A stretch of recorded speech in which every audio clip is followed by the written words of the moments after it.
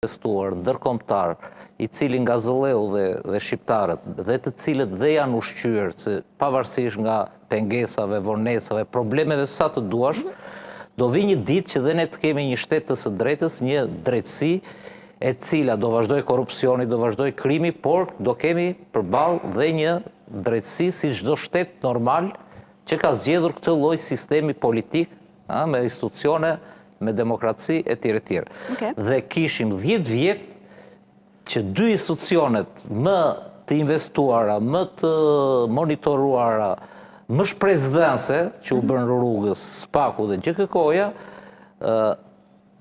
dhe gjithë reforma në drejtësi që bashkjetonte dhe po bashkjeton faktikisht me ata për të cilët të shkrijuar, pra klasën e korruptuar politike.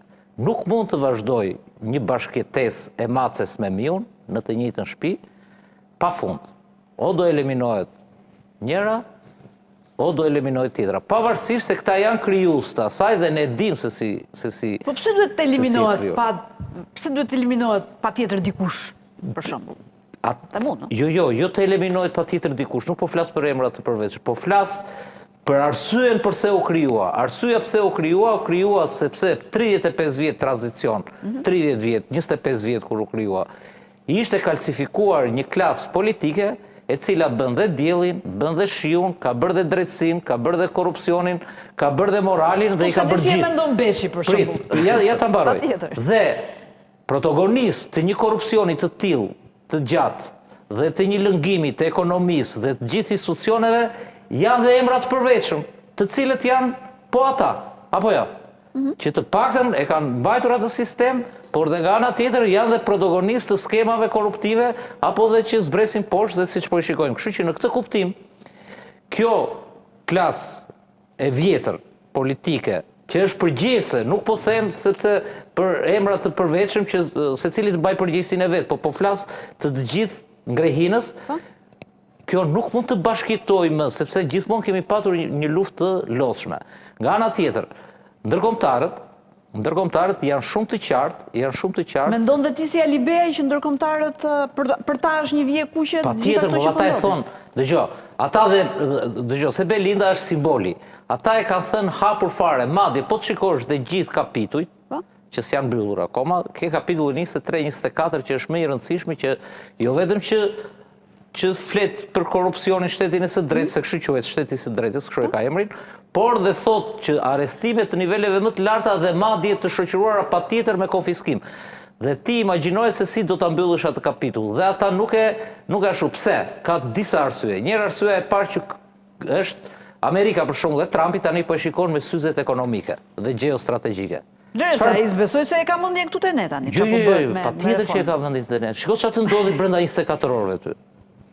Brenda 2 ditëve. Po, lufta në Iran. Jo, lufta në Iran. Po lufta në Iran është një luftë që po të vijnë raketat në Kipro. Po. Dhe është një ndryshim i gjithë forcave dhe ose një përballje.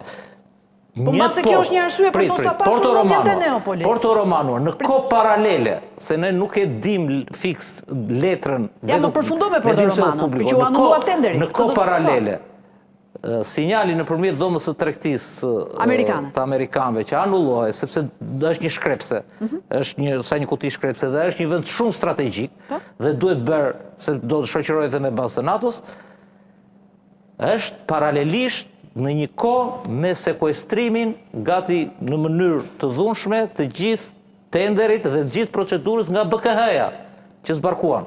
Po pra, se e përmendi dhe Rama, që së shpart mund që drejtësia të sekuestroj dokumentacionin e një tenderi që është në zhvillim e sipër. Ndërkohë, ky lideri global thoshte, nuk shantazhohemi, nuk ka shanse, ne do ta vazhdojmë atë projekt. Ku e ka? Sot. Është anulluar, pra, 400 milionë euro. Tani ja ku është, po kë mjet përdori?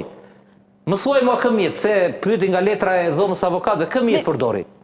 Dhe që ta mbyll gjithë SPAK-u, përveç asaj që të thashun detyrës dhe shpresës për drejtësinë, po dhe gjithë që ka nevojë reforma në drejtësi, SPAK-u është dhe një mjet dhe ty ta kanë thënë hapur, lexoj me vëmendje nëse ke lexuar deklaratat e Departamentit të Shtetit të Rubios. Aleat strategjik. Çdo të thotë aleat strategjik. Si institucion, nuk ka bërë vaki të veçohet një institucion në një shtet gjithë. Pse? Ja ku e kishe lëvizjen strategjike duke përdorur këtë strukturë të pakapur brenda sistemit.